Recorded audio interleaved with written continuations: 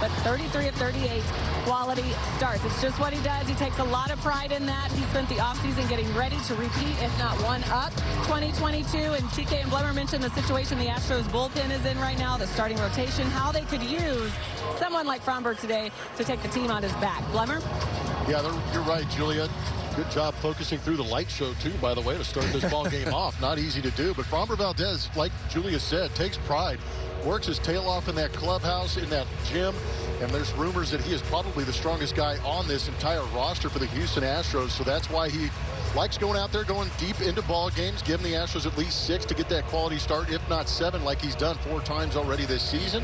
Has a great ERA at 2.54. Oddly enough, 0-3 at home, yet carries a 2.16 ERA, so looking for some run support today. Yeah, both these starters today have not had much run support from their offenses during their starts. Here's the offense for the Giants, sent out by Gabe Kapler in the final game of this series. You've got Austin Slater leading off in center field.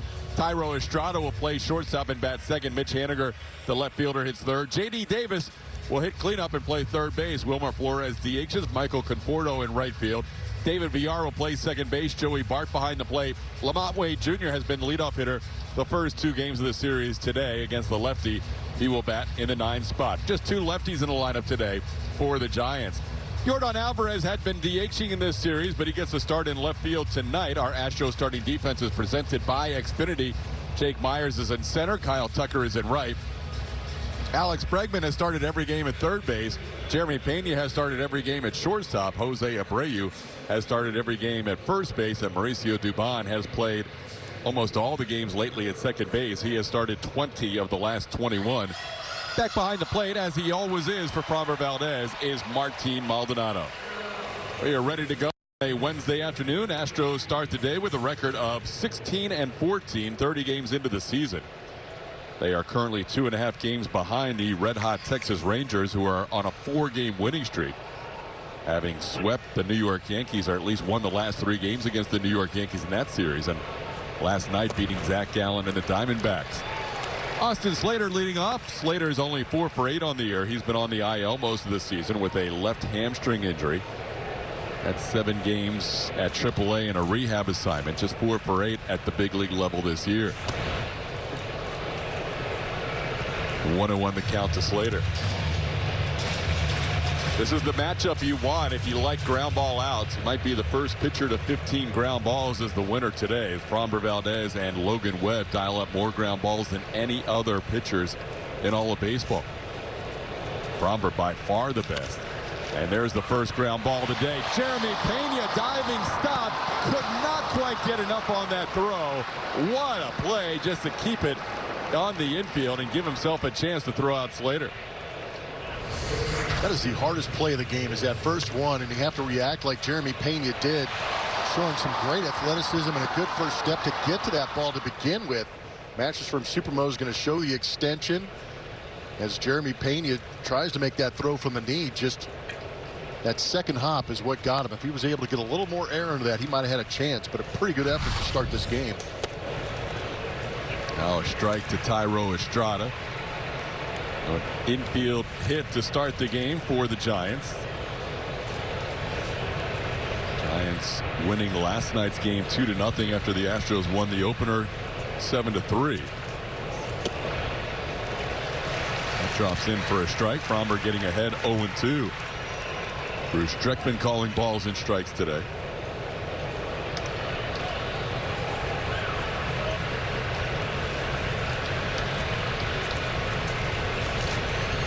Ground ball to short. Fromber last year had 25 double plays turned behind him and has his 5th of the season this year in his 7th start. That was tailor-made.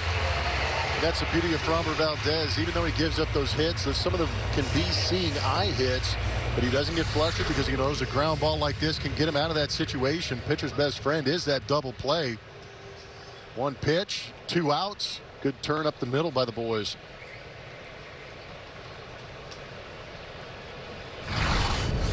Now Mitch Haniger will bat. Haniger had the day off yesterday with Hunter Brown on the mound. Haniger batted 4th in the lineup on Monday night, hitting 3rd today with Jock Peterson having the day off against the lefty.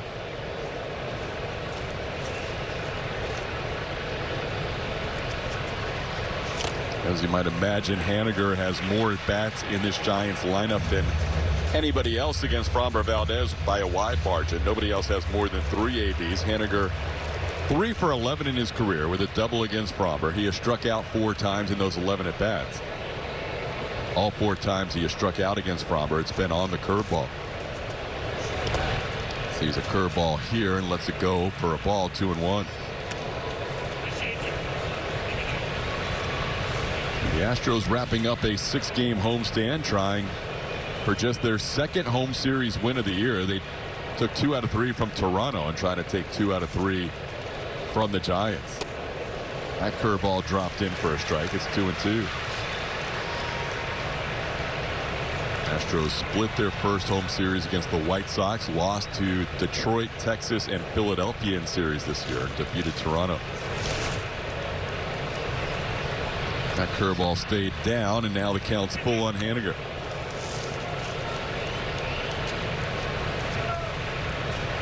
Framber, who likes to regroup, steps behind the mound and realizes with about 10 seconds to go he needs to get back on that rubber and get after it.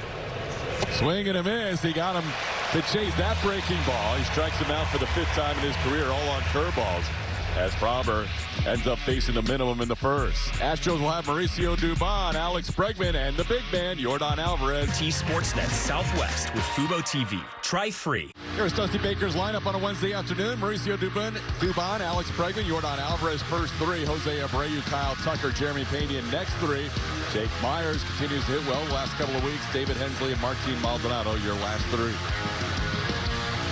Going to be right-hander Logan Webb going for the San Francisco Giants. Numbers on the season. The most interesting is probably that strikeout number. He is up to 10.37 strikeouts per 9. And with that high ground ball percentage that he does have, that bottom line is interesting too. Guys have been able to elevate some pitches and drive it out of the ballpark 7 times already. That's unusual. Very. The guy that keeps the ball low in the zone, gets a lot of ground balls. 2nd highest ground ball percentage in the last 2 or 3 years behind Framber Valdez. 1-1 to Mauricio Dubon, who chops one towards third. Backhanded by Davis. Nice play, but no chance to get enough on the throw to get Mauricio Dubon. So both offenses start with an infield hit tonight. Good job by Dewey putting his ball in play. And again, another ground ball.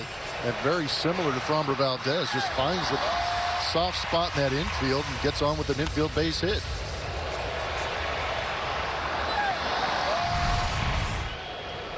Astros facing Logan Webb for a 3rd time in his career. He faced them in 2020 and in 2021. Alex Bregman fouls one out of play.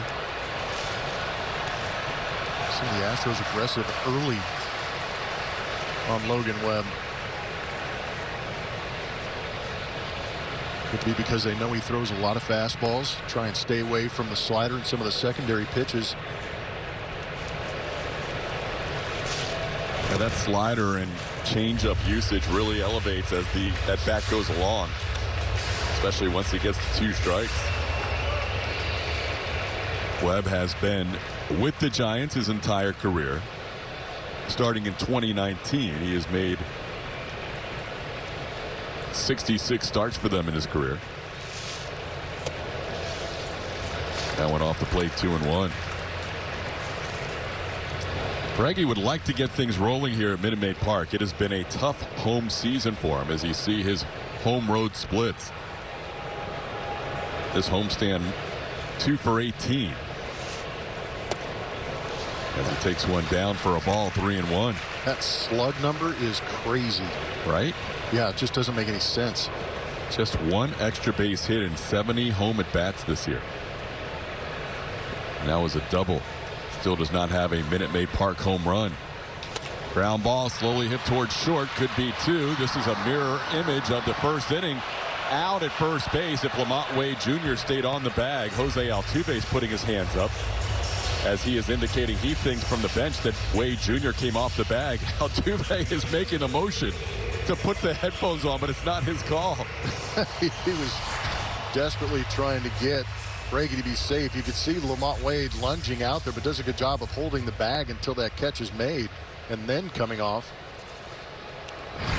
literally a mirror image of the top of the inning. An infield hit and a 6-4-3 double play. Hopefully Jordan changes things here. He does. He doesn't strike out like the Giants did to end the inning with Mitch Haniger. In fact, Jordan has a base hit. That ball was in the air a long time. I just assumed somebody was going to get there, especially with that short wall in left field. But Haniger never got there. Either did Estrada, and Jordan has himself a blue pitch. That's amazing. This ball seemed like it was in the air forever. Jordan went down to go get it, popped it up. You see the three fielders coming together. J.D. Davis waiting for Haniger. Haniger eventually slips, it looks like, as he's going down and unable to stay with it. Sometimes it's better to be lucky than good. I mean, that ball had a lot of hang time. It's 5.7 seconds that ball was in the air. I don't think Haniger gets credit for a swing and a miss on that. That had a 85% catch probability. Hunter? 85. Really? 85% catch probability for Mitch Haniger. Interesting.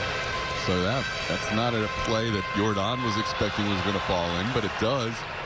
The Astros have their second hit of the inning. Here's Jose Abreu.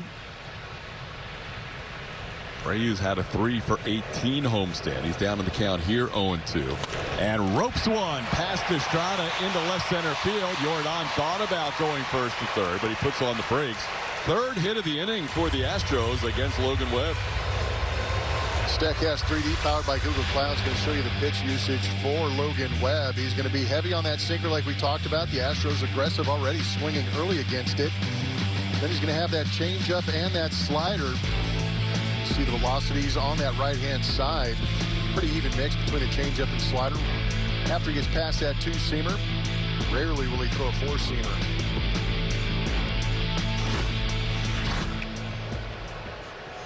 Webb now facing Kyle Tucker. Not a lot of at-bats in this Astros lineup against Webb. The most at-bats is Kyle Tucker, 1 for 4 with a walk.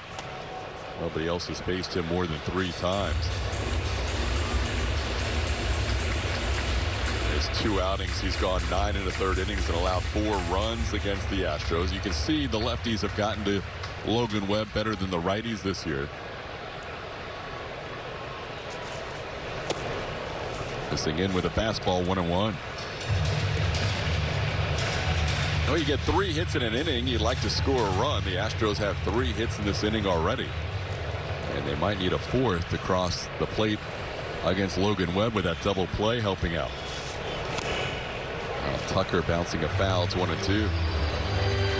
Not a big difference between that velocity on the changeup and the fastball for Logan Webb. It might be a little bit easier for these left-handed hitters of the Astros to time up that changeup, so it'll be imperative that Logan keeps that ball down in the zone.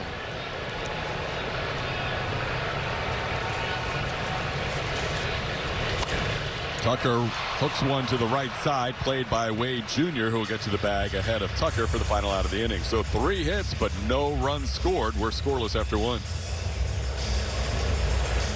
Show that goes on here at Minute Maid Park. Stand Explo or franchise or La Grasa. We'll have more on that nickname for Fromber coming up. Vote. We'll have results a little bit later. TK. I feel like if Fromber wasn't starting today, he might vote in that for himself. Oh, yeah. No doubt. Right. All right, so we have a timer violation to start this inning. And I believe he gave it, well, we'll see. Because he motioned to the press box as 1-0, but I think he did it in reverse. It was a strike? According to MLB Game Day. So it should be 0-2. Correct. 0-2 pitch is down for a ball. Usually at this point, Bruce Strickman will look up at the scoreboard and see that the count is wrong and then correct it, but he has not done that yet. Now he has. It's 1-2. Thank you, Bruce. Gosh. Are you wired in? Just know the habits. 1-2 pitch is down. You've been doing this a while? So last night, by the way, looking at Mark Wegner's umpire scorecard, saw that. It was actually better than we thought. But it was better for the Giants. All the misses went against the Astros. Ooh, that one was a little down. But yeah, we thought Wegner had a bad night behind the plate, but he graded out a little better than average. But it was a plus like 1.5 runs or something for the Giants. Yeah, it was probably one of the larger run differentials I've seen on that. Framber came back and made a better pitch right there to get J.D. Davis, locking him up with that two-seamer on the inside. That was a beautiful pitch. Yeah, the pitch before he tried to do the same thing. Here he makes a better pitch on our M.D. Anderson strike zone to get that called third. So that's that horizontal movement, which Framber is still getting. He's not dropping the ball down as much with that two-seamer as he has in the past. So he's not getting the vertical movement as much, but that had a lot of good run back on the plate against the right-hand hitter. Here's Wilmer Flores. Flores has done well against lefties this year, hitting .333. As he gets the curveball on the edge for a strike 0-2. So Framber's velocity has increased this year, Blummer, but maybe it's taken away a little bit of that sink on the sinker. Yeah, when you start to up the velocity, which Framber has, that pitch will start to flatten out a little bit, and you'll lose some of that sink that you call it when you throw that two-seamer. But the interesting thing is he's still getting 65% ground balls. Including one right here. All the outs so far, strikeouts or ground outs. Not unusual for Framber. He'll have starts where he'll go 6 or 7 innings deep where the outfielder hasn't made a putout. Oh, they can stand around and get heavy feet, that's for sure. But to your point about the velocity, Framber last year in 2022, 94 miles an hour according to Fangraphs. Yep. This season, averaging 95.3, almost up 1.5 miles. That's significant. That is a significant jump, especially when you go from the 93, 94s and go to the 95, 96, 97. That's some juice. I mean, he is definitely throwing harder than he ever has in his career. That one's at 95. And he has had success, but he's also had a game or two where he's given up some hard contact, which is unusual. I know that game against Atlanta, Dusty Baker was wondering if maybe the velocity was taking away some of the movement as Michael Conforto swings through that pitch. Watch this movement. Yeah, this is a cutter. Woo. Yeah, that's insane. If you're able to move the two-seamer with the sink that we're accustomed to and then cut that. And not to mention the curveball, it's already fantastic. That cutter has become a great weapon for him. Well, if he creates that kind of movement on it, it'll be devastating. Maybe over bogeyed on that one a little bit. Here's the usage, Blummer, for Framber. Now we can check it out. StatCast 3D powered by Google Cloud, giving you that arsenal. Heavy on that fastball, up over 50%. And then, of course, he loves going to that curveball. Cutter is only using 10% of the time this season. We'll see how it goes the rest of this ball game today. You get to start swing and miss on a cutter there. Framber Valdez, a couple of strikeouts in the inning, gets Conforto with that cutter to end it. The double play helped keep the Astros off the board. Jeremy Pena will lead things off here in the bottom of the second inning. It'll be Pena, Jake Myers, and David Hensley. And Jeremy goes after the first pitch and misses it. It's 0-1. Jeremy had a 7-game hitting streak snap last night. Not many Astros had hits last night, only 2 of them. Yainer Diaz, who's not in the lineup today, had 2 of those 3 hits, and Yordan Alvarez had the other one. Diaz had a single and a double, and Yordan had a double. Jeremy had that 7-game streak go by the boards, playing in his 31st consecutive game, starting every day at shortstop for the Astros. Dusty Baker has been able to lean on some guys here, starting every day with these days off every Thursday. Counts 1-2. And Pena tried to hold up, and he does, as first base umpire Stu Sherwater. It's 2-2.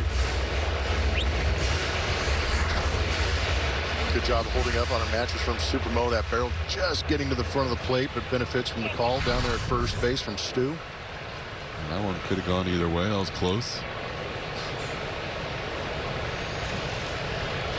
Swing and a miss, and that'll do it for Pena here to start the second inning. First strikeout for Logan Webb. That'll bring up Jake Myers. Webb has had very little run support. That's why he is in danger of becoming the first pitcher with 6 losses, because he's had just 7 runs scored for him in his 5 starts this year. Starts off Jake with a fastball on the edge, 0-1. Yeah, they haven't even been able to score enough runs to have him spit the hook. He's taken every decision in every start this season. Last time out against the Cardinals, the Giants were shut out. Last night was a win for the Giants, snapping a 4-game losing streak. They went from a 5-game winning streak to a 4-game losing streak until their win last night. This ball chopped foul off the bat of Jake. It's 1-2. Jake is making his 17th consecutive start in center field. Chaz McCormick continues to rehab at Double-A Corpus Christi. He's played 3 games on his rehab assignment. Jake stays alive on a foul ball. It's still 1-2.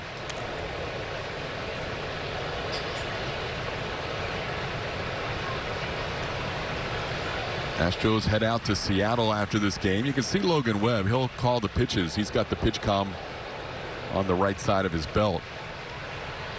So the veteran has been going to it to call pitches. He's already called the pitch for this upcoming 1-2 pitch to Jake. So even though time was called, he knows what he wants to do.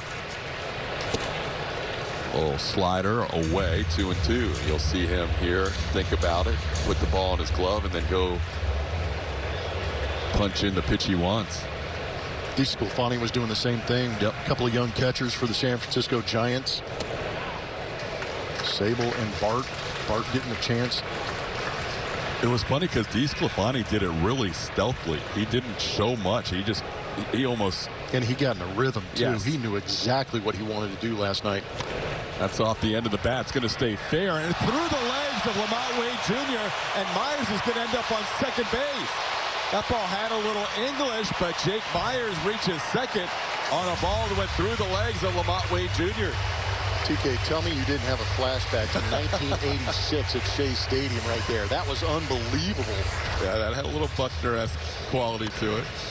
Ball kind of squibbed off the end of the bat. Wade went over there to try and get in front of it. It ended up going right through the wickets. Tough read on some tough hops. It might have been better to stay in that backhand position, but just got caught in between with his feet. And Jake Myers smiling because he got 180 feet out of it. There'll be an error on the first baseman Wade, and now David Hensley will bat. Well, the Astros are looking for David Hensley of 2022 to emerge. It's been a tough start for him, as you can see, just 1 for his last 28. And that 1 hit was on Sunday night when he hit a ball into center field that Brandon Marsh had a 65% catch probability and did not make the play as he went into a slide and couldn't hold on to the fly ball. That was David's first extra base hit of the season. It's got a 1-1 count here, but last year, quality at bat after quality at bat, and ended up being the DH for a couple of games in the World Series for the Astros. Takes one off the plate here, 2-1. I'd like to see him be able to use that eye and zone command that he has to get ahead in the count, get a good pitch that he can hit, get that momentum trending in the right direction. Hey, you are right, though. I thought about the same thing. We're looking at that play. It had a lot of similarities to the Mookie Wilson, Bill Buckner play. That was eerie.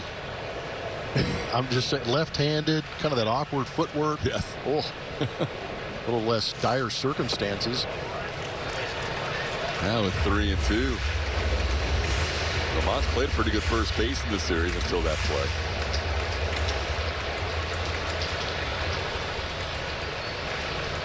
A 3-2 count on David Hensley with Myers in scoring position here with 1 out in the second. Ground ball to short. Playable for Estrada. That's the second out. We had a missed opportunity last week, Blummer, when we were in St. Pete, Florida. You celebrated a big moment. Number 50. I'm back. Happy birthday. Thank you very much. 1 week You guys ago, are unbelievable. 1 week ago today, we should have been celebrating together, but we're doing it 1 week late, which, ironically enough, there's birthdays in the Blum family today. Yeah, there's a lot we're celebrating today. The triplets are turning 18. No pressure. Thank you very much. This is fantastic. And yes, I appreciate you guys greatly. The big 5-0. Julia's going to kick and stretch for you. Yes. Yeah, right now. Sally Let's go. O'Malley colors for you. She leans into No, I it. don't need to do that. That's so good. That's cool. Happy Yeah, birthday. no, I believe- Happy birthday. You're right. It's your birthday Yeah. month. Thank you very much. Our birthday month. True. Yeah. April babies. You guys. Yeah, I appreciate that very much. The big 5-0. How you feeling? Old. Old. Yeah. No, you guys got me. I wasn't even expecting any of this. It's awesome. Well, it's a week late. That's all right. So am I. But there's the cake, a good-looking cake. It's a very good-looking cake. Thank you to the people here at Minute Maid Park They always do a fantastic job, and I do get spoiled here at Minute Maid Park as far as the desserts and yeah, they're not shy to spring this on me. Thank you. Yeah, you had the chef in here earlier talking about hats. You had no idea. Y'all got me, man. Yes. Dang it. Yes. So happy birthday, Blummer. Yeah. One week belated, and happy birthday to the triplets. Yeah, it's a big day in the Blum household. Triplets turning 18. We have successfully grown 4 adults. That's awesome. 3-1 pitch to Maldi is a swing and a foul tip. So that's, reason to celebrate today. Yes. Maldonado will call his timeout here with a 3-2 count. Astros have had some traffic against Logan Webb, trying to pay it off here. Great Mary Carroll, MC, is doing the honors of cutting the birthday cake. It's a very nice baseball cake. It's gorgeous. That's off the plate. Maldi flips the bat away. He'll draw a walk. I'll put 2 runners on for the top of the order, Mauricio Dubon. There you go. All right, that's TK's piece, and I'll just take the rest in a fork. Very That's nice. usually how I roll. There you go. Thank you, MC. That is a nice cake. That is a very nice cake. Thank you, guys. Outstanding. Let me grab that for you. I know where to put it. Chef Scott getting it done. Aramark crew. Oh, man. Aramark and Chef Scott Strickland are amazing. Yeah, Blummer's going to attack that. I'll describe Mauricio Dubon's at bat. Yeah, I'm just going to eat until they score.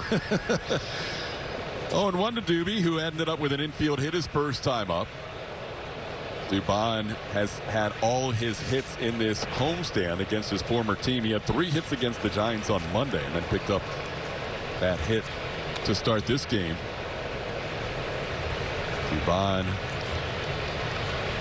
at one point played in 18 straight games before getting that night off Sunday night, and came back and played against his former team and was the hero on Monday night in that 7-3 win. A couple of RBIs and a couple of runs scored. He fouls this one away. It's 1-2.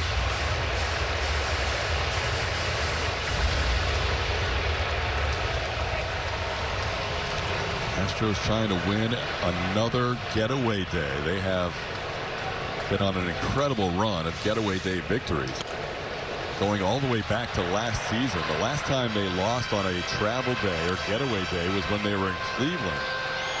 And Tristan McKenzie pitched a great game against them, and the Astros lost 1-0. Since then, every other travel day, including the postseason, has been an Astros win. Something like 23 or 24 in a row. I think that's an underrated stat. It's crazy. Happy flights all the time. Right? Yeah, we know how much we love some happy flights, but the guys really kind of buy into that idea too. Got a pretty healthy jaunt on a plane tonight going into Seattle. But you mentioned how Doobie's had some pretty good revenge at bats here against the San Francisco Giants. You'd like to have him get one right here, but that slider beats him. Yep, and Dubon knows Logan Webb well. He kind of looks out there at Logan after that strikeout. As he strikes out 2 in the inning, the Astros fail to score. The 7, 8, 9 hitters, David Villar, Joey Bart, and Lamont Wade Jr. Framber Valdez facing the Giants for the 2nd time in his career. Pitched against them at Oracle Park in San Fran back in 21 and went 5 innings and allowed a couple of runs that day. Framber, who has gone 7 innings in 4 of his last 5 starts, has only thrown 25 pitches here in his first 2 innings today. Logan Webb, on the other hand, has thrown 46 pitches through 2. First pitch of the inning catches the corner. David Villar takes a strike, 0-1. Villar last year was the Pacific Coast League MVP, playing for Sacramento, and had 1,021 OPS. Swings and fouls one. Down in the count, 0-2. This year has been a struggle for Villar. He is batting .148 on the year. Last 15 games, just 4 for 47 with 19 strikeouts. Takes one down and in, 1-2. Astros, after today, will head out on a 9-game road trip. They'll have one other road trip that is longer, a 10-gamer in late June and early July as Fromber strikes out VR. That's 4 strikeouts for Valdez on the first 7 batters. Plummer, big day. We mentioned not just your birthday. There they are. A few years ago. Yeah, that was with the Arizona Diamondbacks, and Family Day was always kind of special. Every team I've been with had to make an exceptional amount of jerseys for me because of all the kids. But yeah, those little girls are full-grown women now. It's crazy to think about. So the one on the far left, me, is already at Arkansas. Yes. 2 of the other 3. 2 of the triplets, who are identical twins, Ava and Audrey, are going to meet her in Arkansas next year. And then the fraternal triplet, Kayla. And if I lined them all up, you couldn't tell them apart. But Kayla said, I'm out. I'm going to LSU. How about that? Yeah, she's gone rogue. I love it. Yep, me too. I'm kind of proud of her for being able to do that. This ball, speaking of LSU, grounded right to the LSU Tiger, Alex Bregman, for the second out.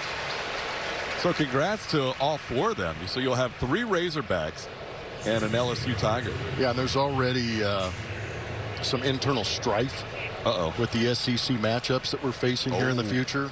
And I think that the weekend that the girls actually declared where they were going, Arkansas was in LSU, and LSU beat the living tar out of them for a couple of games, and Kayla was just letting them all hear it. It was great. LSU's beating everybody in baseball. Yeah, they are on an absolute tear. They're a good ball club, but lucky me.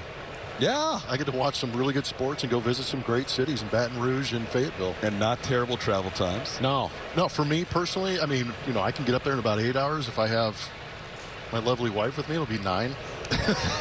I understand.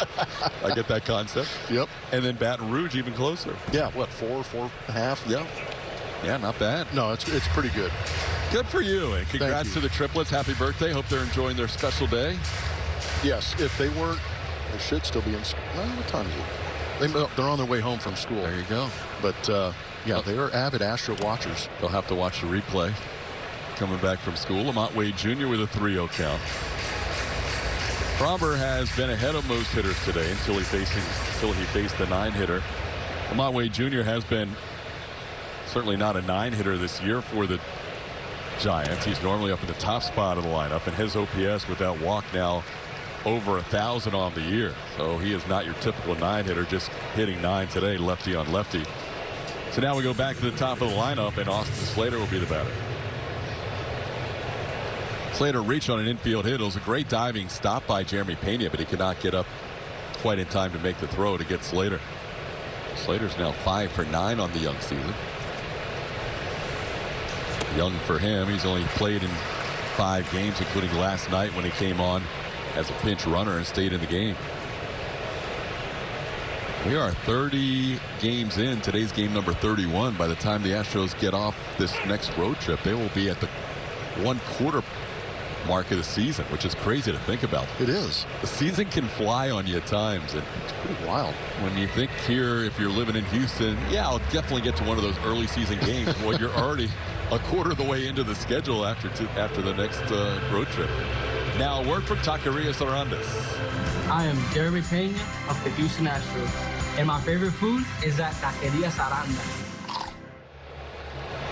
So there was the first mound visit for the Astros. A little bit of clerical work, as we thought last night that the scoreboard was accurate with the mound visit showing 0 for the Giants.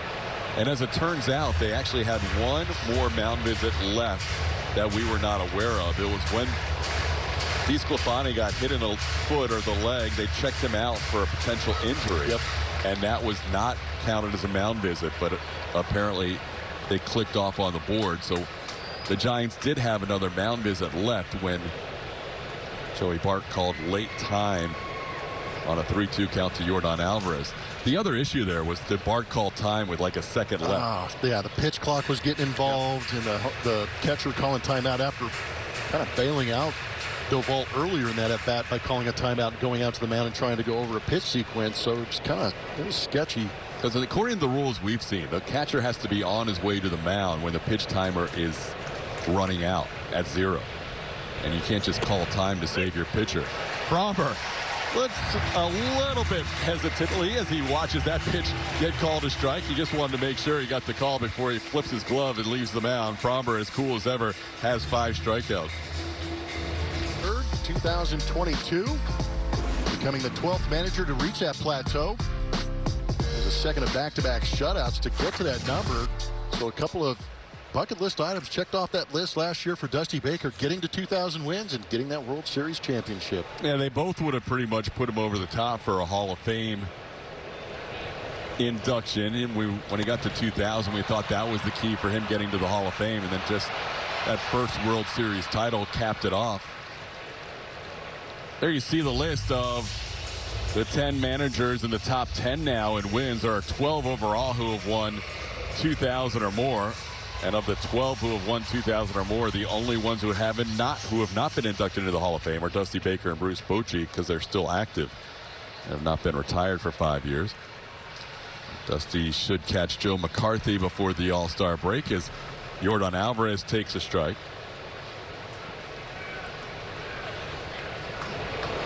It's a pretty cool list. Yeah, it is. I would imagine that that's going to be a pretty high bar for a lot of managers these days, given that some of these environments, you know, the expectation to win early and often. But Dusty, the longevity on his side, he's managed some great teams. Dusty in his 50th year in the major leagues. Oh, man. 19 years as a player, 5 years as a coach, and now 26 years as a major league manager. Yordan. Wow. Bat flip the pain. Yeah, drop that back because he is a little agony after that foul ball. Well, one of the guys we saw on that highlight, as we'll look at Yordan smashing one off that shin guard, was Jose Altuve. Julie, what's the latest on Altuve? Yeah, we finally got a chance to catch up with him, and it's been great to see him out on the field fielding those ground balls. He did it yesterday and again today, and he told us that he's been cleared to do that. You know, he's been running, working on the weight room, trying to keep his body in shape, but to get out there, he was very excited about, you know, baseball activities for him was a big deal, and he said the next couple of weeks are going to be huge as he works his way back. He's also throwing, guys, and gripping the bat, not swinging just yet, but trying to feel out that thumb. And you know, when it comes to timetables, not ready to tell us when or any dates that he's looking to, but we keep hearing he's ahead of schedule, which is all a good sign. But he's going to take it day by day and do everything he can to get back on the field as quickly as he can. That is a absolute rocket. And Yordan would have had a hit probably 90% of the time. Instead, it was at the shortstop position near the middle of the diamond, Thairo Estrada for the second out. That was a mild rocket at 110.7 for Yordan, but I can't imagine being a pitcher like Logan Webb and watching this just come right back over my shoulder. Wow, that was some bad luck. Well, that's good news. I mean, all those things Altuve's doing, it feels like it's been a quick recovery. I mean, obviously I don't know. I wasn't in on the process it took him to get healed, but I am impressed with how quickly he's able to bounce back, because I showed up today and kind of was in our hideout filling out my scorecard, and I looked down and Joe Espada's working with him, and Omar Lopez is over there with him too. They're just going through their pregame usual routine. Get down. Fly out to the left for Jose Abreu, but I'll talk a little bit about it later. Yeah, we'll catch up on the Altuve pregame work as Haniger makes the play to end the inning. 1-2-3 inning for Webb. Headed to the fourth inning. Thairo Estrada will lead things off. Estrada bounced into a double play his first time up. It'll be the 2, 3, and 4 hitters due up for the Giants. Estrada, Mitch Haniger, and J.D. Davis due up. Framber Valdez so far an infield hit and a walk. He has struck out 5 of the 9 outs he's recorded. Didn't get that call. 2-0. Framber coming into this game 4th in innings pitched. The Astros could use some innings today, although they do have the day off tomorrow. And after looking at how the bullpen's been used the last couple of days, Ryan Stanek's probably not available today. Matt Gage, coming off 31 pitches, probably not available. Same with Ronel Blanco. But the rest of the bullpen should be okay to go today, minus Brandon Bielak, who threw 75 a couple of days ago. You should still have Neris and Montero and Maton, Presley, Abreu for sure. He's the most rested of all. 3-1 to count to Estrada. Some close misses in this at bat, and Estrada shoots one foul. We will hear from the bench coach of the Houston Astros. Joe Espada will join us in the bottom half of the 4th inning. We always appreciate the guys down in the dugout taking their time out during a game to give us a little insight from field level. We can get a first-hand update, although Julia gave us the latest, but we can get a first-hand update of the work you were talking about last half inning with Espada and Jose Altuve. I appreciate you bringing that back, because I was kind of looking down on the field and saw Jose Altuve base it up the middle, watching Jose Altuve field some ground balls, but then I was surprised to see him flipping the ball to Omar Lopez like as if he was trying to turn a double play near the bag at second base. So that kind of shows you that he does kind of have a little bit of that grip strength coming back, and they're creating a little more trust in that hand to be able to go do that. But very impressive. I would imagine one of the major hurdles is going to be gripping that bat and then making impact with the baseball. Just kind of that jarring action with the collision between the bat and the ball. But yeah, that was great to see. Mitch Haniger, the batter. A lot of guys coming back from thumb injuries will use some sort of padding or thumb guard.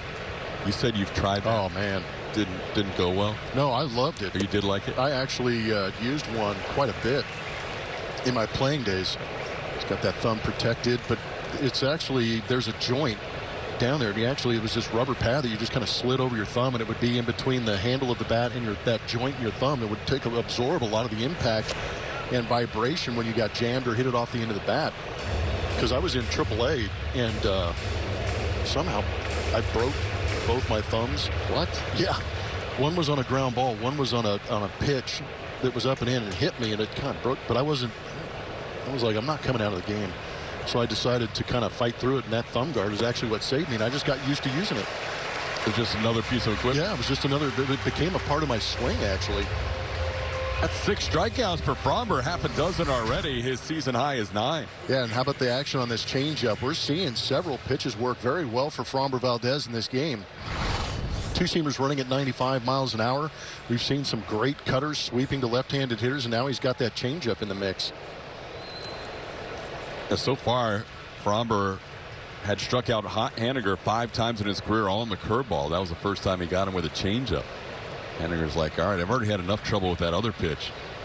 Now you're going to mix in the changeup on me.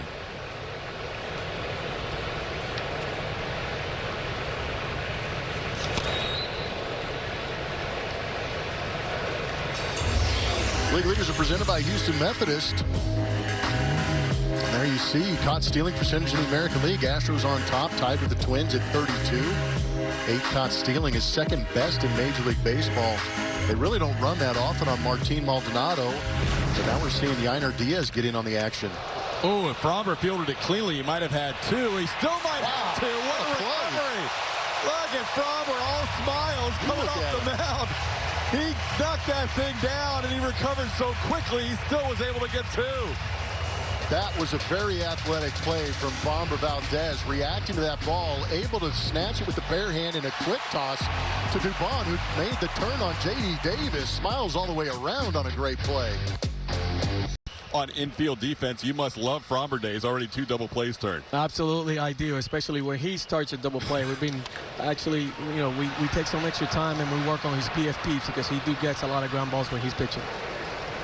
What do you tell your position players when they're playing behind him in the infield? Stay on your toes, be ready, anticipate the ball. You got to be asking for the ball at all times because the ball's going to find you when he pitches. How important is it overall for a Major League infielder, no matter how good they are, to kind of have that mindset of expecting the baseball? Absolutely, very important. And, this pitch clock does help a little bit because you got to stay on your toes. I was talking to the guys today when we were getting ready to, face Webb, I said the team who plays better defense today has got a good chance to win this game because you're going to see a lot of ground balls, a lot of balls put in play. So we got to handle the ball. We got to take care of business. Yeah, the battle of ground ball pitchers, 1 and 2 in the major leagues in ground ball percentage. I always watch body language, and I can see the body language of Jose Altuve. He's at the top step of the dugout, right in the middle. He wants to play so bad, guys. So you took a step in the right direction for that today, huh? He is so ready to play. His projection is how quick he's getting ready. It's so awesome to watch, We took some ground balls today. He's asking for more. Can I do this? Can I do that? He said, you know what, Jose, there's a progression to this, man. But he is close. We'll take some ground balls now when we go to Seattle on the field. And he looks fantastic, guys. But like you guys said, he's inching to play. Like he wants to run on the field right now and play. I would imagine that fits the idea of Jose Altuve. You mentioned something earlier in spring, and obviously we all love having Jose Altuve in the lineup and on the field, but he has an impact in that clubhouse, doesn't he? No doubt about it, man. His presence. This guy's been in the biggest battles, Houston Astros, the last, 7-8 years since I've been here. This guy it's the GOAT. He's our guy. He's the guy, man.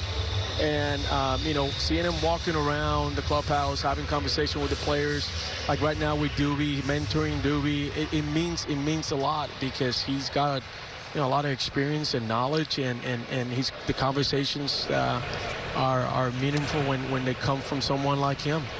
Yeah, and you mentioned Doobie, who's standing right next to him now. Regardless of what happens when Altuve gets back with Doobie's playing time, Mauricio Dubon may not have ever gotten to that spot that he will be having got all this playing time. Jake Myers sends one high in the air to center field. Joe, we just had one of the quickest half innings of the year. We'll talk to you on the plane. Yeah, right, so we'll boys. catch up. All right, take care. Thanks, Joe. Jake Myers hits one to center field. That's a 1-2. Also, that changeup mixed in there. We saw that to Mitch Haniger. He's actually gotten Haniger on the changeup and the curveball. But there you see the spread of outs. This ball game for Fromber, 6 on the ground, 6 via the strikeout. The only ball that an outfielder has fielded today was Thairo Estrada's hit through the middle last inning. Jake Myers easily got back into the infield after fielding it. The rest of the outfield, the corner guys, haven't touched the ball yet. Jordan Alvarez and Kyle Tucker as we start play here in the 5th. Omar Flores bounced to Alex Bregman. Just 2 hits allowed, 1 hit up the middle and 1 infield hit today. Strike called, 1-1.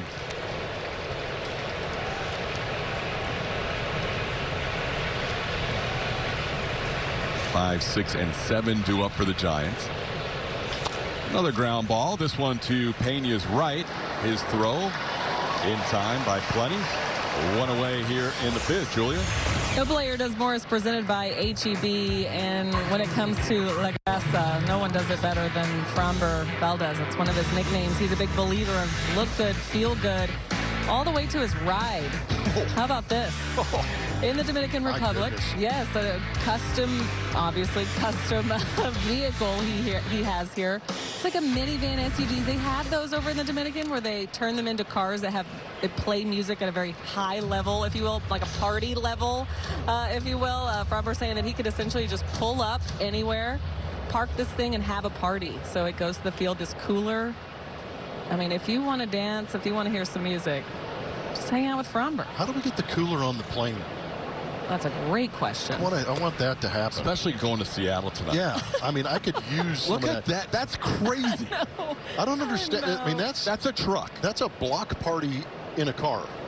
Yeah, that's exactly what he said. That looks like a toy truck. He can. You're going to hear that from miles around. That's a real size truck. That's a real size SUV. Like concert decibels happening. Oh my God. Only Fromber, right, on this team could pull off something like that. Well, I give him the creativity. I would have never thought of even that being a possibility.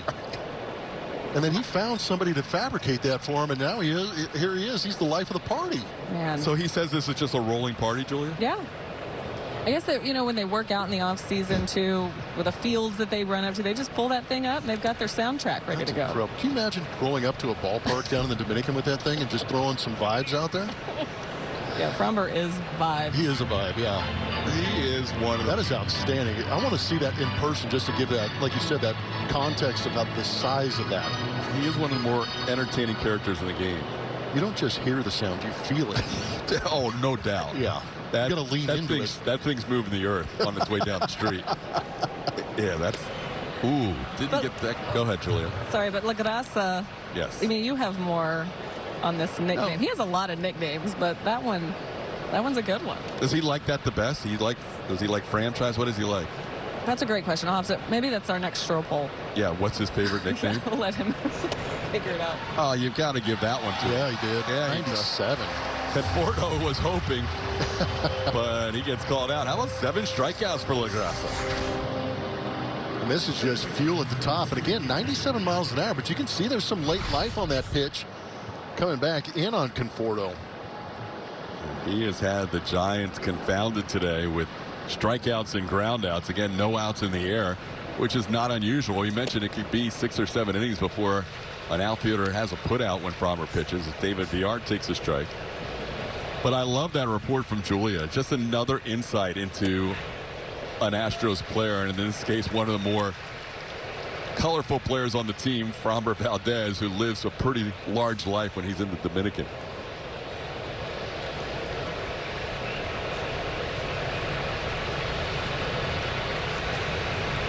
He works hard, and in the offseason, he enjoys all the work that he has accomplished during the season. That's off the plate, 1-2. Framber's sitting right now at 64 pitches. His pitch count has been very good so far today. A little chopper foul. Framber has 9 strikeouts on 2 occasions this year. Home against the Tigers and on the road against the Braves. The Braves game was unusual in that he gave up a lot of hard contact but still struck out 9. Today it's been not a lot of hard contact, and he's already up to 7 strikeouts. Cutter missed down and in, 2-2. I'll tell you what, if Framber wants a side hustle, yeah, I'm already getting requests from friends watching this game to rent that vehicle for their next family trip. Is that possible, Julia? She's still with us? No, you cannot rent it. What? Oh, gosh, they're going to be disappointed. Yeah, there were reports out there. There were reports out there that you could rent it, and he debunked all of it. It's just his. Nobody else is using that. The other thing, he said it, the way he lives in the Dominican, I mean, the guy deserves it for all the hard work he's put into. He said they had a caravan for him. Like, there was a celebration when he made it home as a champ, but then there was a caravan. They were from stop to stop. Really? Yeah. If only I could have been a part of that. Nice. Swing and a miss. That's 8. LaGrassa. He is looking smooth. Gotta love Framber. Throws up the peace sign in a scoreless game. We're halfway home. The Sportsnet with Fubo TV. Visit FuboTV.com for a free trial. Bottom of the 5th inning. Halfway home in about an hour and 5 minutes today. This game with 2 ground ball pitchers has been scoreless through 4.5. Another one chopped up the middle. Played there by Villar. And his throw is low. And David Hensley is going to reach on what probably will be an error on the Giants. Lamont Wade Jr. couldn't pick the throw from Villar. Lamont Wade is having a tough time over there first base. Already an error with the ground ball going through his legs off the bat of Jake Myers. This one pounded into the earth. Villar made a good play coming back. It was a tough throw, but at the same time, if he catches that, they get David Hensley. Yeah, that one, I don't even know if it hit the dirt. Yeah, usually those short hops get picked pretty good. Maldonado is a timer violation victim as the count will start 0-1 on Maldi as he was not engaged with the pitcher at the 8-second mark. That'll be an error charged to the first baseman Lamont Wade, so that'll be his 2nd error of the game. The Astros have a leadoff base runner here. Maldi with a 1-1 count, actually 0-2 now. Will use his timeout to try and regroup.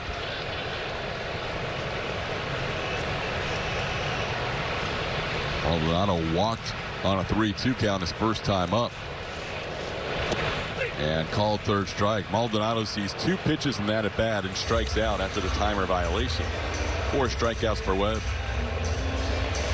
How about that, Plummer? Yeah, through 4 innings. Pretty even mix, right? Between that changeup, sinker, slider. He's throwing changeups right on right. Not just to some of these left-handed hitters. Strike percentage pretty high on the fastball and sinker. Wow, so you can see him adjusting his game plan a little bit. Not normally that heavy on the slider, but breaking out that slider to the Astros after probably watching what DeSclafani did yesterday with a heavy dose of the slider working very well for him. Slider has been effective against the Astros this year. Yes. DeSclafani made it pay off last night, and you mentioned Logan Webb going to it more today. David Hensley was off with that last pitch that Dubon fouled away. And Dubon floats one towards the crowd. It'll be 0-2.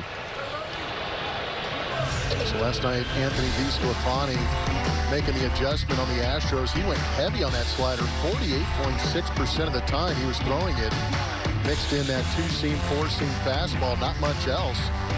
Only one hit on that slider. It was a double down the right field line to Yordan Alvarez. DeSclafani going 8 innings, only allowing 3 hits and striking out 3. Hensley had a better jump this time, but he'll go back to first as Dubon fouls it away.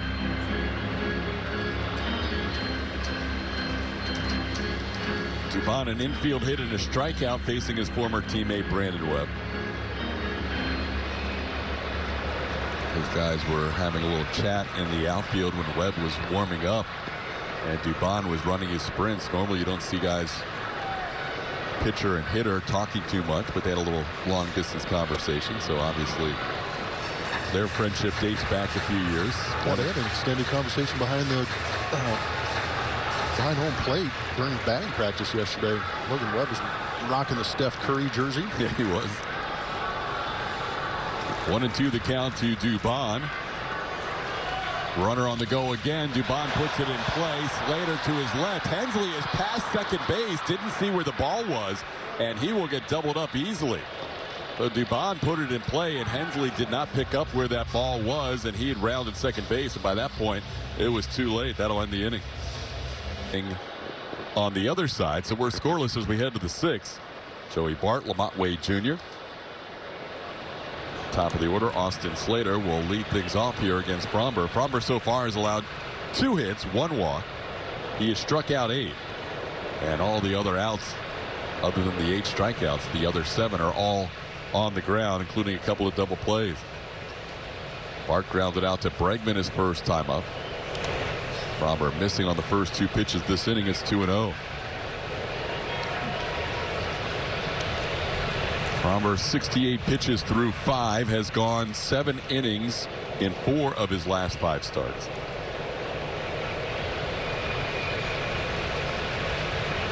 He's been very consistent with his pitch count per inning. 12, 13, 15, 12, and a game high 16 pitches last inning. That is very solid pitch efficiency.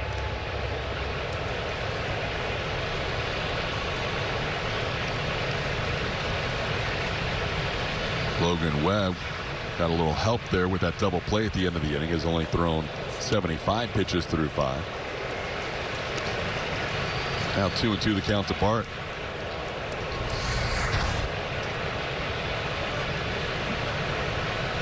He's getting that horizontal movement. That thing's tailing back big time on the right-hand hitters. Yeah, that's the Greg Maddux pitch. Greg Maddux would use that two-seamer inside the left-handed hitters, and it would lock you up because out of the hand it would look like it's in off the plate. By the time you gave up on it, there was enough movement to bring it back onto the plate, and you had no way to defend it. That's what J.D. Davis struck out on his first time up. 3-2 now to the number 8 hitter Bart. 3 for his last 21. This one a punch shot into right center field. It's probably going to find some open grass and does. Not hit hard, but Joey Bart has the 3rd hit of the game for the Giants and the first hit that left the infield. Since April 25th, when that quality start streak began, including the postseason, he has racked up 251 in the 3rd innings pitched, holding opponents to a .220 batting average and a beautiful 21-8 record. Some outstanding numbers across the board for Fromber Valdez. Lamont Wade down to bunt. Fromber on it in a hurry. He looked at second, thought about it, but chose to take the sure out at first. That'll be a sacrifice for Wade Jr. in the first out of the inning.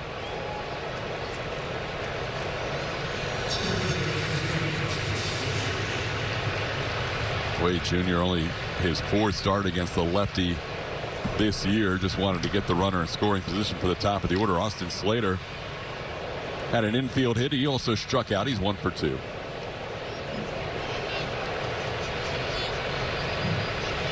Tight ball game. Not a bad idea. Move that runner into scoring position, turn the lineup over if you're the San Francisco Giants. We talked about how poor the run support is for both these pitchers.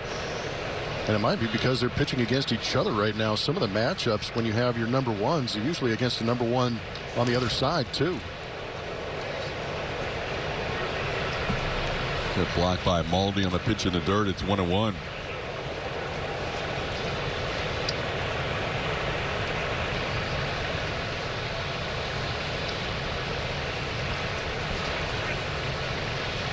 Both teams now with 3 hits. Astros have left 4 runners on. A couple of errors in the mix for the Giants.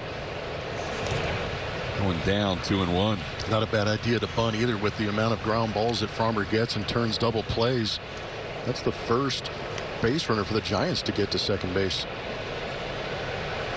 Last year, 25 double plays in his 31 starts. This year, including today, 6 double plays, and now his 7th start. 96 missed the top of the zone. Is 3-1.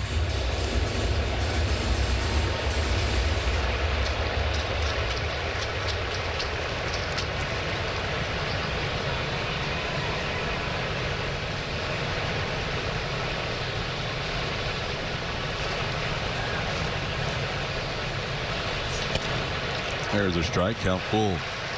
Good luck with that. 3-1. You would imagine Slater's probably sitting on the fastball.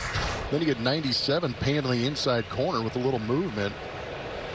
All right.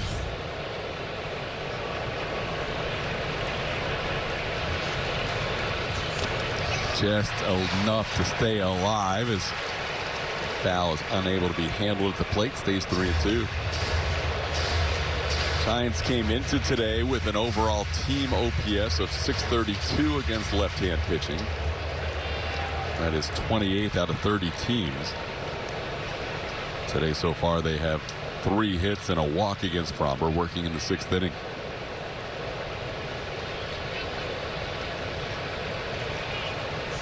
That ball the other way for a base hit. And being waved around third is Bart. Tucker's throw is not in time. Into second base goes Slater. The Giants score the first run. It is 1-0 on the second RBI of the season for Slater. Slater's taking some pretty good swings off Frommer Valdez. He had a base hit in his first at bat, struck out on a fastball. This one a breaking ball that stayed up out over the middle part of the plate. Put a pretty good swing on it to go the other way with it.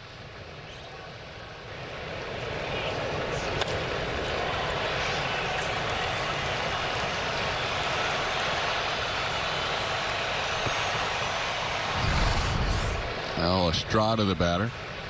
Runner on the go and no chance for Maldonado. That stolen base was against Frommer. Frommer did not pay enough attention to Slater. He'll pick up his first steal of the season.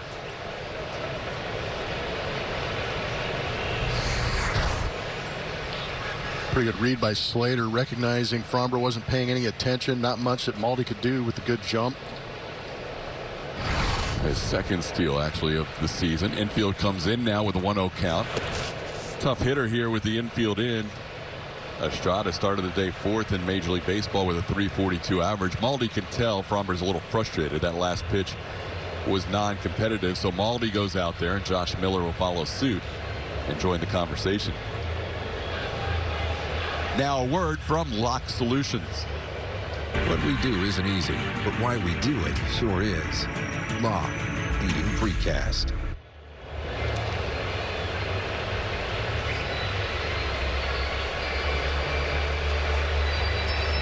A little longer discussion than usual for Josh Miller, trying to get Frommer locked in again.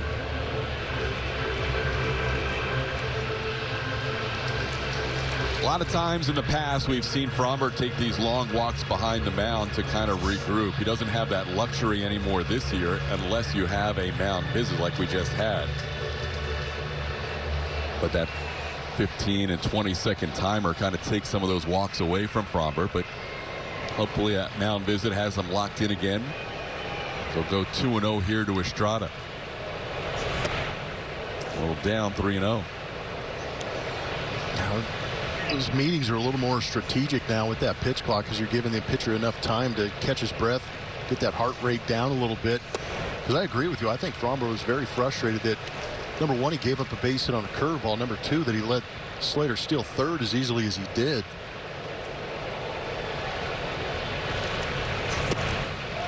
A little bit low, ball 4. That'll be the second walk allowed by Valdez.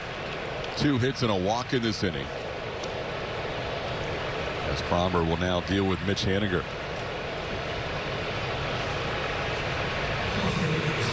2 of the 8 strikeouts have come against Haniger today. Struck him out on a curveball in the first, struck him out on a changeup in the fourth. You wouldn't even mind a ground ball to the middle of the infield here with Haniger batting instead of the strikeout. Runner on the go, and a ground ball towards short under the glove of Pena into center field. Haniger knocks in a run. Scoring is Slater. Estrada, who is on the move, goes first to third. So the Giants lead this game 2-0. Some aggressive baseball, and you can see the mentality against Framber is just go ahead and take off running and try and steal that bag and stay out of that double play. It was a ground ball just out of the reach of Jeremy Pena. With Estrada on the move, he's able to get into third base easily. We mentioned Framber being so pitch efficient here in the first 5 innings. He's already thrown a game high 20 pitches here in the 6th inning, still just 1 out. And J.D. Davis bats. He has struck out and grounded into a double play. The only fortunate thing is he's 1 pitch away from a ground ball double play, and he could use one right here. Protect that pitch count a little bit, protect this lead the Giants have gotten to. That ball hits Framber, and it's on the ground. Dubon to Pena, they turn a double play. That hit Framber. He's kind of ticked off anyhow about how that inning went. Then he gets hit by that line drive, and it's a 1-4-6-3 double. Astros.com/gold for more info. TK. All right, Julia, as opposed to Framber Valdez, whose pitch count has been growing as the game has gone along. The last couple of innings, he's seen some high pitch counts. Logan Webb has been the opposite. Logan Webb started out the first couple of innings throwing 46 pitches, but now he's at 75 starting the 6th. He is not allowed a hit to the Astros since the first inning. Astros have 3 hits, all in the first. They didn't score in that inning thanks to a double play when Alex Bregman bounced one to short. Breggy leads off here in the 6th inning. The Astros have their bullpen going with Phil Maton loosening up. Framber Valdez had to throw a lot of pitches in that 6th inning. Alex grounds one towards the hole. J.D. Davis cuts in front. That one is picked by Lamont Wade Jr. Alex's frustration at home continues as he grounds out to start the inning. So Framber's now at 90 pitches. Had to throw 22 pitches last inning to get through the 6th inning. So his day may be over after 6. Here's Yordan Alvarez. He does have a left-handed hitter coming up next inning. His numbers against lefties haven't been all that great, but we know Framber's strong enough to be able to try and push it through that 7th inning. Astros like Maton against lefties. I like Phil Maton against anybody right now. I'm with you. The thing, though, is unique watching Framber, because when you compare it to another guy in the rotation, Luis Garcia, they often talk about Luis having to get angry to pitch his best. And it seems like Framber's at his best when he's loose and joking around and having fun. When he gets angry, sometimes that frustration carries over and he doesn't pitch quite as well. He gets a fly ball here off the bat of Yordan Alvarez for the 2nd out. Time now to name that Astro, powered by Reliant. Here are today's clues. In his 28th season, pitcher-catcher history, Giant Astro connection. If you know, at ATT Sportsnet SW is the place to go if you want to name that Astro, powered by Reliant. Yordan Alvarez flying out to left. Here's Jose Abreu. Abreu taking one on the inside corner for a strike, 0-1.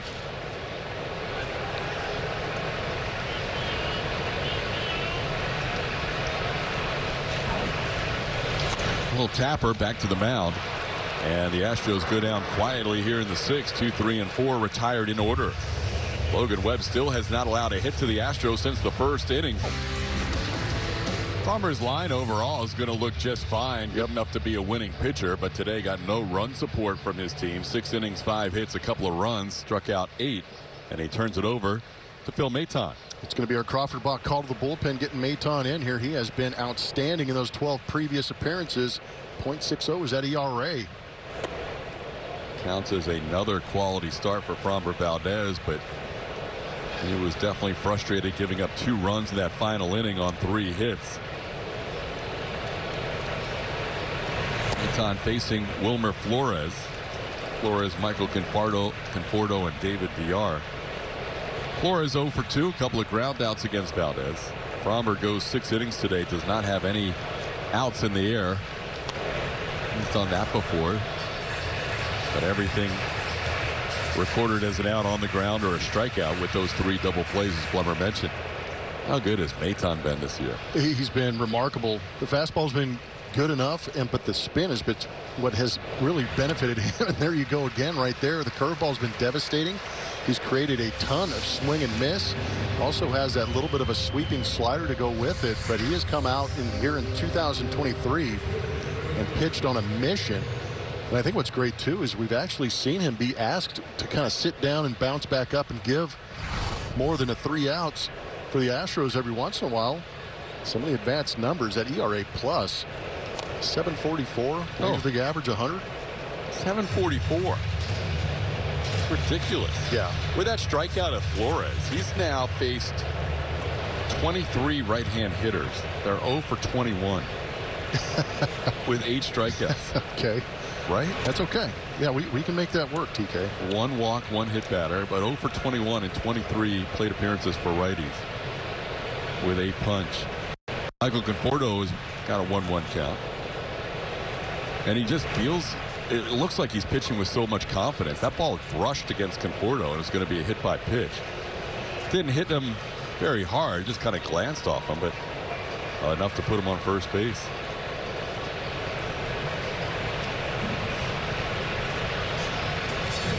Sometimes that spin can get a little bit aggressive and get down to that back foot, just skipping off the top of the foot of Conforto. Well, with those numbers in mind, the righties being 0 for 21 on the season against Phil Maton. Here's Jock Peterson pinch hitting for David Villar. Villar, the second baseman, Peterson will hit for him. Giants do have some movable parts on their bench. Brett Wisely can play outfield or second base.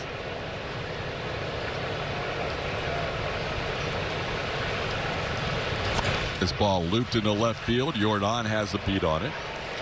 He'll put it away. That's the second out of the inning. So Peterson, who has the day off, saw 1 pitch in his pinch hit at bat. He's the second out. Catch tonight's Astros game tomorrow morning starting at 6 a.m. Never miss a pitch or a big play when you watch Breakfast with the Astros only on AT&T Sportsnet. That'll be the only Astros baseball you will see tomorrow, as tomorrow's an off day. Astros head out to Seattle, getting ready for that 3-city 9-game road trip. Kicking things off with the Mariners on Friday. The Thursday day off streak continues. Every Thursday in April and May, the Astros have a day off. They will go from opening day until June the 1st without playing a game on a Thursday.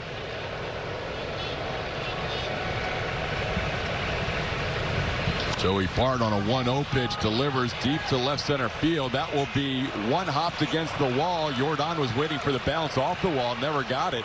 Instead, Jake Myers has to get the ball back in. That is the first hit for a right-hand hitter against Phil Maton this year, and it turns out to be an RBI double. Might be the first pitch we've seen Maton hang this year. Pretty good swing by Bart, staying back on that.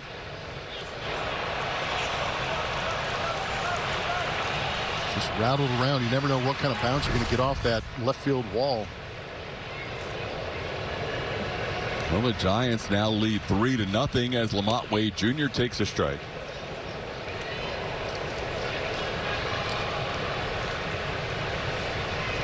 Astros failing to score in the first 6 innings again today after being shut out last night. This was a slow ground ball to Abreu, who will take care of it himself. The Giants get a 2-out RBI double by Joey Bart, their number 8 hitter. And it's now a 3-0 game. 7th inning stretch time here at Minute Maid Park. With not making that play, one of the more incredible moments in Major League Baseball and World Series history relived here during the regular season, unfortunately, with Lamont Wade Jr. So here we go, bottom of the 7th inning. Let's see if this 7th inning and on magic can work for the Astros today. It didn't work last night. Tucker sends one to right field. Pretty well hit, but getting over there and making a nice running catch, Michael Conforto. Tucker making a bid for extra bases, but he's retired. One of his better swings lately, but nothing to show for it. And a little frustrating stretch here for Tuck. Pretty good play by Conforto. Tucker in a little bit of the funk right now. Can't even find some empty space out there as Conforto chases that down. Looking for his first extra base hit in his last 10 games. But he got robbed by Conforto. Here's Jeremy Pena. Pena struck out a couple of times today against Logan Webb, once swinging and once looking. Astros going back to Monday night, scored 5 runs to break a 2-2 tie in the 7th inning of that game. They got shut out in the 8th that night, and now 9 innings of shutout baseball last night for Anthony DeSclafani and Camilo Duvall. Now you add in Logan Webb, 6 shutout innings. All of a sudden, the Astros are looking at 16 straight scoreless innings right now. I did not see that happening after that stretch they had playing some very good teams to end April. And we all looked at the schedule and said, hey, here we go. Played really good baseball against 500-plus teams as far as records are concerned. And now you had the San Francisco Giants coming in on a 4-game skid. A lot of swings and misses for that San Francisco Giant team. And you figure they'd try and take advantage of them. But they've run into DeSclafani and Logan Webb in the innings 1 through 6. Wow. That's here at home. That is at home, which is even a bigger discrepancy than the overall numbers. 39 runs, innings 1 through 6, 38 innings 7 through 9. And keep this in mind, when they bat at home, they don't hit in the 9th inning when they're winning. So less than half of that time, they're scoring the same amount of runs. Yeah, the crazy part is, too, the Giants came in coming off a tough leg of the road trip in Mexico City. Jake Myers makes a bid deep to right field, but Conforto in front of the wall puts it away. And that will do it for the Astros in the 7th inning. Logan Webb is in cruise control right now, working quickly, calling his own game, and shutting out the Astros with no hit since the 1st inning. Tyler entrance and everybody loving Ryan Presley coming in to close things out. It is, oh, wow, I didn't realize Christian Javier got so close there with 41%. But yeah, the press show there at the end of games, and he's trying to come in to close it out. It's a good time here at Minute Maid Park. It is. It definitely is. And Presley deserves to win that poll. It was close, but I think Framber getting 9%. If people actually saw the vehicle in person, that number would go way up. Sell it. That number would go way up. Totally agree. Austin Slater leads off against the new pitcher, Seth Martinez, in the game for the Astros. And his first pitch is sent into right field. Kyle Tucker backs up and makes the play. 1 pitch and 1 out for Seth here in the 8th. Seth back out there. Last time he was out there was on April 29th against Philadelphia. Went an inning, gave up a couple of runs, had a strikeout, throwing 37 pitches.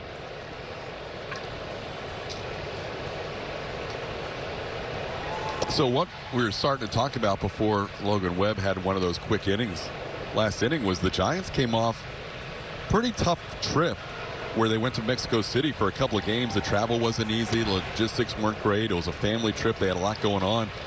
So they came in here and they were a little bit beat up, and it showed that first game where their bullpen, they couldn't really use the guys that they wanted to. They had limited arms available after those 16-11 and 6-4 games against the Padres. And then they lost 2 of their better hitters, Mike Yastrzemski and Brandon Crawford, going on the IL. So you thought this was a series that the Astros really should be able to take advantage of and win, if not sweep. And here we are with 2 innings to go, looking at the possibility of losing a series. Yeah, that's an excellent point. We actually haven't talked about it too much, losing Yaz and Crawford out of that lineup. Those are 2 big bats. Swing and a miss, strikeout for Martinez, 2 away in the inning. Now word from Reliant. Reliant, official energy provider of the Houston Astros. And to Gabe Kapler and the Giants' credit, they were able to bounce back last night. Sometimes you get on a roll because of your starting pitching. We saw that with Aaron Nola and Zach Wheeler shutting down the Astros in the beginning of this homestand. And now Anthony DeSclafani and Logan Webb trying to do it on the back end of this homestand. Nola went 8 innings of 1-run baseball. Wheeler went 6 shutout against the Astros. The Astros were finally able to get to Bailey Falter a little bit on Sunday night. And Stripling pitched well enough, 5 innings, a couple of runs, but the last 2 games it has been lights out against DeSclafani and Webb. This is as good as we've seen Seth Martinez here as he gets ahead of Haniger 1-2, trying to get a 1-2-3 inning. Yeah, changeup just kind of chased Mitch Haniger and he couldn't hold up.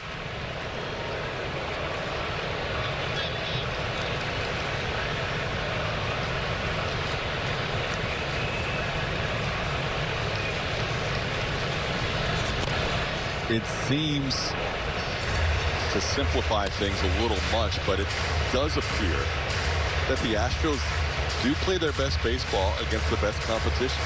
Yeah, they definitely rise up when they're playing against some of those better teams. At the same time, good teams go out there and pound on teams that they're supposed to beat. It's in there.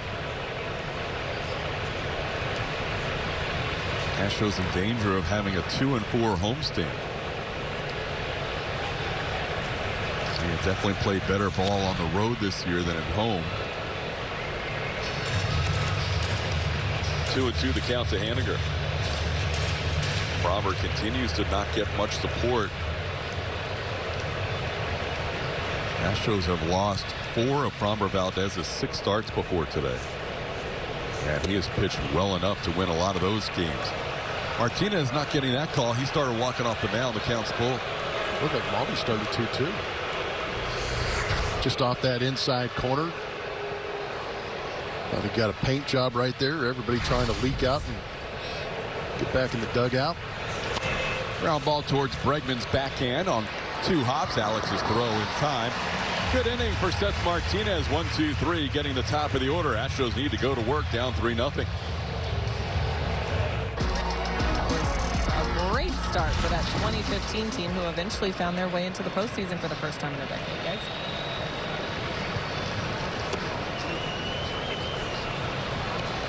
David Hensley leading off bottom half of the 8th inning. Couple of outfield changes for the Giants.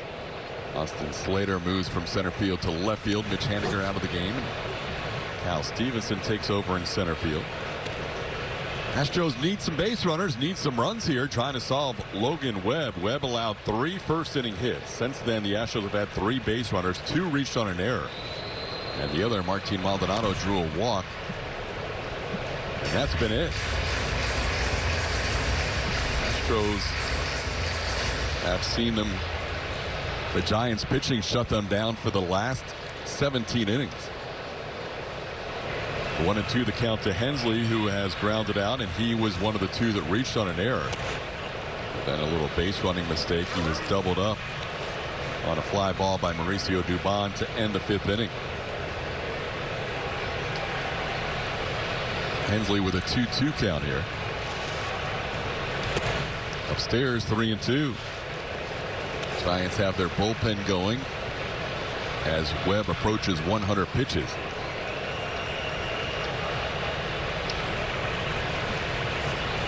Inside, ball 4. That is the second walk allowed by Logan Webb. And the Astros have a leadoff base runner here in the 8th. Get a behind-the-scenes look at the ins and outs of Minute Maid Park with the ballpark tour. See the stadium like never before. Book your tour today at astros.com/tours. A little meeting on the mound as Joey Bart goes out to talk to Logan Webb. Webb's 2 walks today. As good as his command has been throughout the game, his 2 walks have come against David Hensley and Martin Maldonado as he faces Maldi now. Maldi 0 for 5 in his career against Webb with 3 strikeouts. Has walked and struck out today.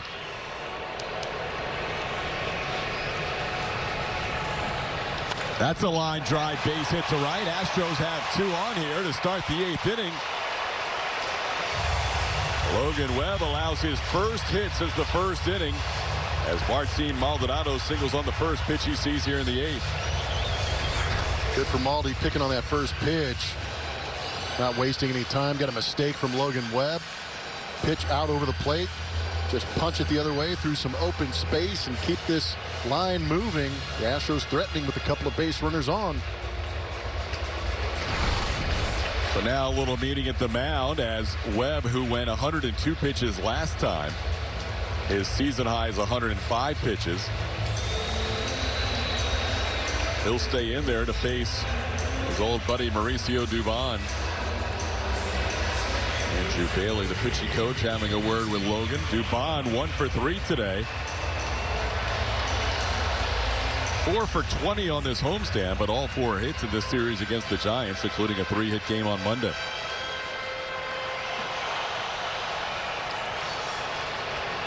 Astros trying for some late inning magic. That seems to be their MO. Ground ball towards short. 2 big hops and trouble for the Astros. That's a double play. Dubon on the first pitch hits into a twin killing.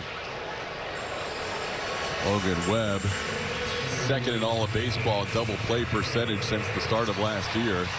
27 double plays turned in 159 chances, a 17% rate. He's had 2 today.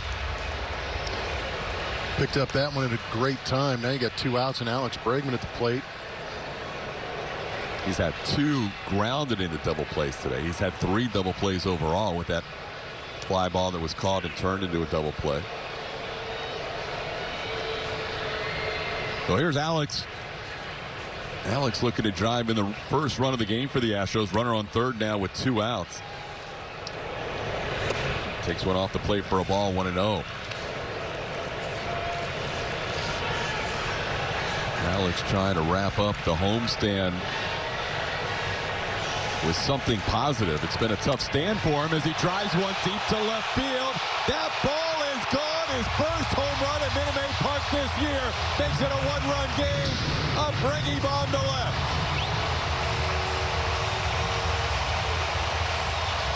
Breggy finally with some home cooking. Got a hanging changeup and wrecked it into the Crawford boxes.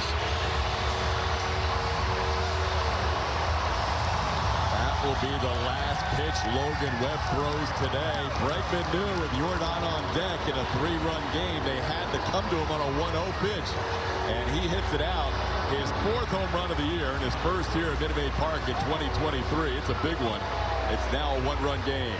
Pitching change here with the Astros now down by 1. Quite an outing by Logan Webb. He'll leave up 3-2. Alex Bregman makes it a 1-run game. Astros just waiting to figure out Logan Webb, and he hung a changeup to Alex Bregman, who went into absolute launch mode. Did a great job of keeping the hands back and driving through that baseball as he punished that baseball into the Crawford boxes. 386-foot home run for Alex Bregman, first of the year here at Minute Maid Park. I know my triplets will be happy about that. So we appreciate Alex hitting a homer on their birthday. That has to feel good for Breggy, who has been frustrated in this homestand. Now, Scott Alexander takes over, facing Jordan Alvarez in a 1-run game. Jordan takes a strike. Veteran left-hander, making his 14th appearance. He's pitched in 11 innings so far, has 6 strikeouts at ERA at 6.55. Left-handers, he's doing a good job. 211 so far this season, but the 1 home run he's given up have been to a left-handed hitter. Gets ahead of Jordan, 0-2. Alvarez extended his on-base streak to all 25 games this year and 29 games overall. That 25-game streak to start a season matches an Astros record. Did that with a looping single his first time up. And he goes down on 3 pitches here to Alexander, who strikes out Jordan to end the 8th. But the Astros back within 1 thanks to Alex Bregman with his 4th home run of the year. It's now a 3. Villa became the first ever Mexican-born battery and played with the Giants. There he is, just rolling into the booth in time for the 9th inning in 1985. And the Astros 88, 89, and 90. Congratulations, Alex. You are named that Astro. He is excited about that. New pitcher for the Astros is Brian Abreu. Big right arm, Brian Abreu, making that 15th appearance. And the leaders out of that bullpen as far as appearances are concerned. Got a beautiful ERA at .63. That's good for 6th in the American League. He's 3rd in strikeouts with 22.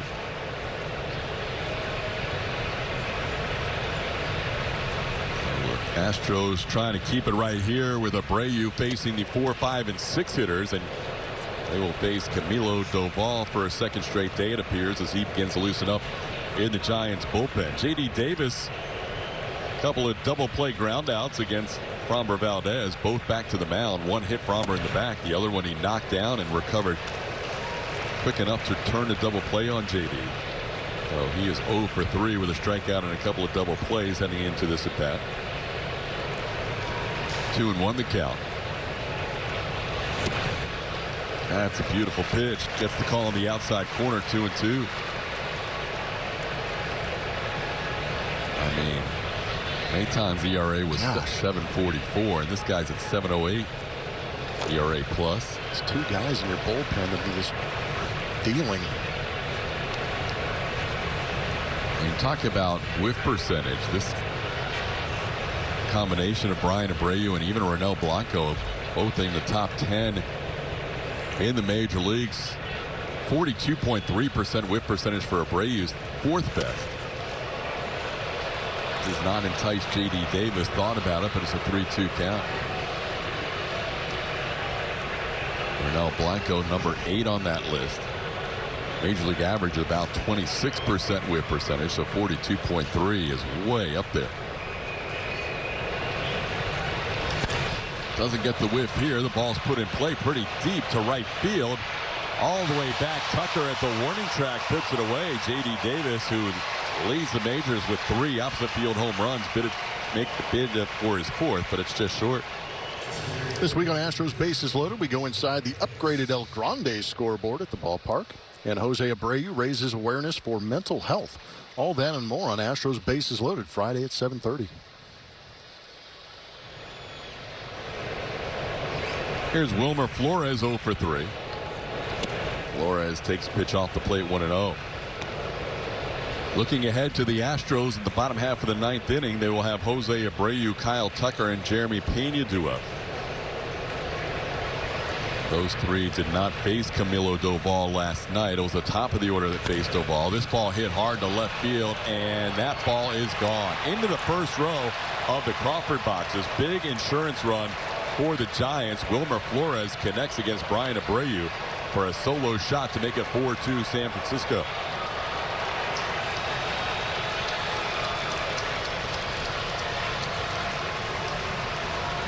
Just enough to get out into the first row of the Crawford box.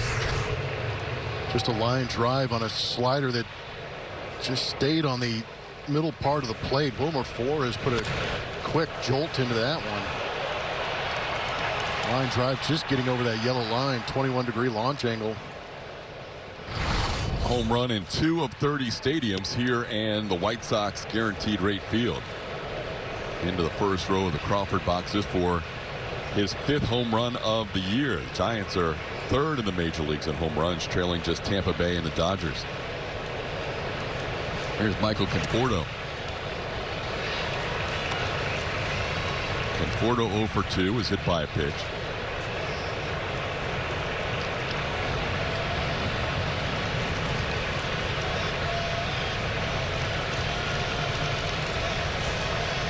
Only time this year the Astros will see the Giants. They have a lot of hitters that strike out a lot, but also a lot of guys that hit home runs.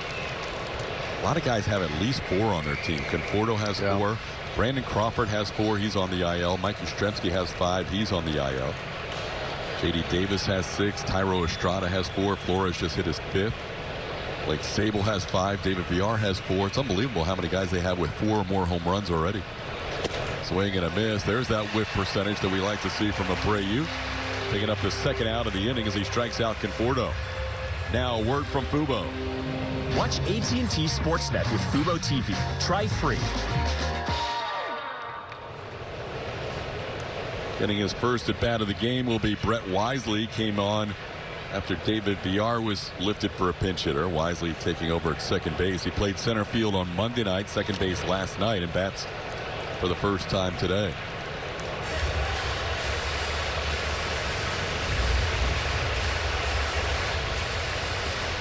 Last night the Astros trailed by 2 going into the bottom of the 9th, and for the second straight day, Camilo Doval will have at least a 2-run lead to protect going into the bottom of the 9th.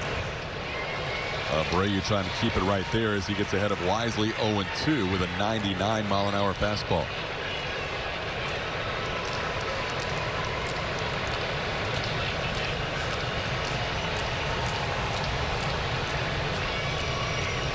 Abreu, since that home run's kind of ramped up the fastball velocity. Through Conforto, a 99-mile-an-hour fastball, and he goes with another 99er to end the inning as he strikes out Wisely. Abreu gives up a home run to make it a 4-2 game. As we head to the bottom of the 9th inning, it'll be Abreu, Tucker, and Pena to face the and by CCA Texas. Join now to make a difference. Astros need a rally here to avoid a series defeat to the Giants, down 4-2 heading to the bottom of the 9th inning. Alex Bregman getting them close last inning with a 2-run home run. Here are projected starters. The only official starter listed in the Astros notes is Christian Javier tomorrow. But if they go in order for the Mariners, it'll be Castillo, Gonzalez, and the youngster Bryce Miller. Brandon Bielak could start on Saturday, still to be determined. And Hunter Brown could start on Sunday, taking advantage of that day off. Still to be determined. The next time the Astros will need a starter for Luis Garcia could be Tuesday in Anaheim if the Astros go ahead and go with Bielak and Brown over the weekend. We shall see. Jose Abreu will lead things off here. Bottom of the 9th inning, facing their closer, Camilo Doval. Saw Doval last night pick up his 4th save of the season, going an inning through 15 pitches. Had a strikeout in that time. First pitch misses wide. That can be the one thing that undoes Doval a little bit, is that he can be wild at times throughout his career. There have been a lot of walks in his major league and minor league career.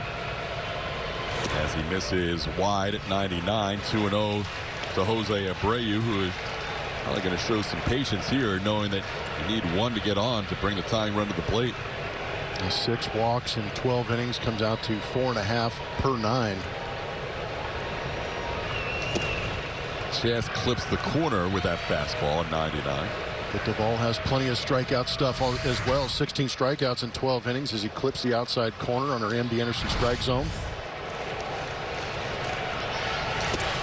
Well off the plate, 3-1. Doval last year as their closer saved 27 games, walked 30 in 67 2/3 innings.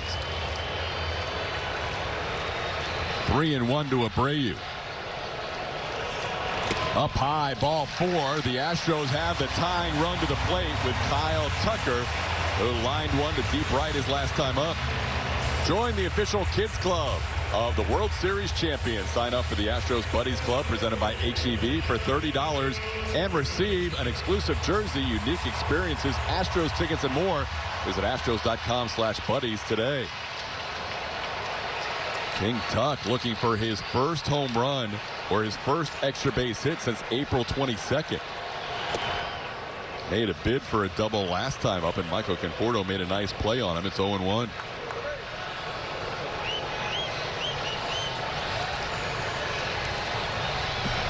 Astros got a 2-run home run last inning from Alex Bregman. Slider misses down, bounces in there, 1-1.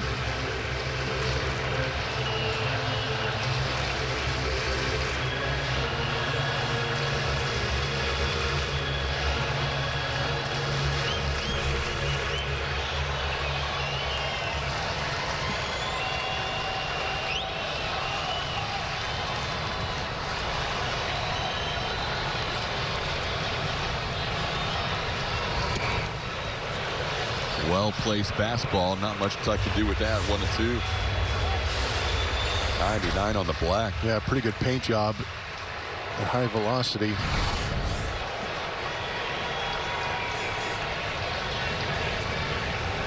Swing and a foul tip. Tucker goes down on strikes. Doval at 101 picks up his first strikeout.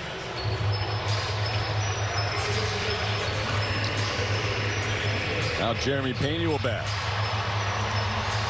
Pena has not faced Oval before. Happy to see somebody other than Logan Webb. He went 0 for 3 against Logan with 3 strikeouts.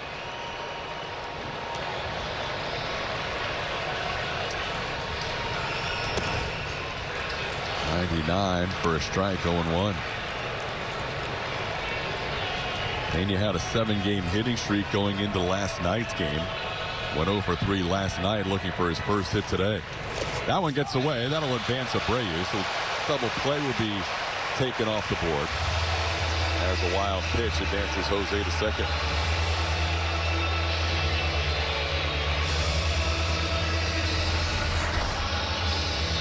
Power slider down, and again, not much Bart could do as far as moving. Kind of locked in with that knee position. Kicks away plenty far enough to get Abreu into scoring position. Chopper towards third. Nice shorthand pick, and the off-balance throw. Nicely done by J.D. Davis. Davis had a do-or-die play there and made the short hop pick for the second out. That was a really good play. Do or die coming in, just kind of smothered it, almost popped out of the end of the glove.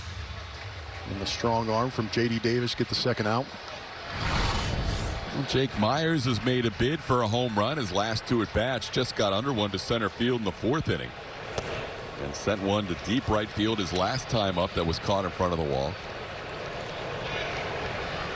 That's here is the Astros' last hope in the 9th inning. 2 outs and a runner on second base in a 2-run game.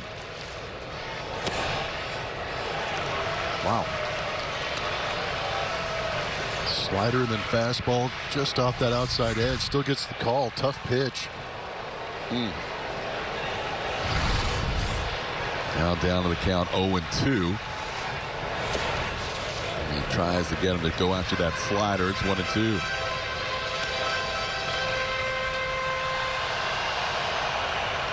Jake with a home run in this homestand. It went out Sunday night against the Phillies, his second on the year. Ground ball towards third. J.D. Davis gobbles it up. His throw is in time to get Myers, and that will do it for the Astros in the 9th inning. The Astros lose 2 out of 3 to the Giants after winning the first game on Monday, and they go 2-4 on this homestand as they drop this game 4-2. Astros post-game show presented by Whataburger. Vanessa Richardson and Clay Hensley will be your hosts today.